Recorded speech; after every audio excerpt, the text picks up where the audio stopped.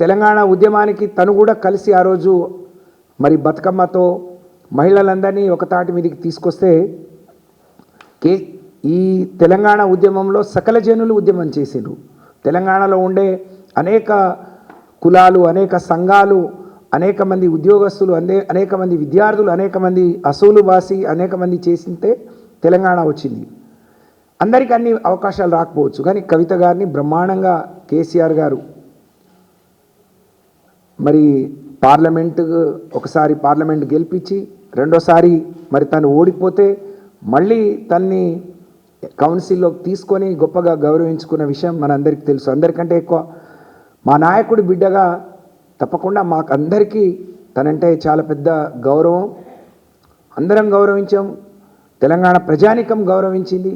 మా ప్రాంతానికి వస్తే కేసీఆర్ గారి బిడ్డ వస్తే కేసీఆర్ గారి లాగా ఆమెను కూడా చూడటానికి వచ్చారు.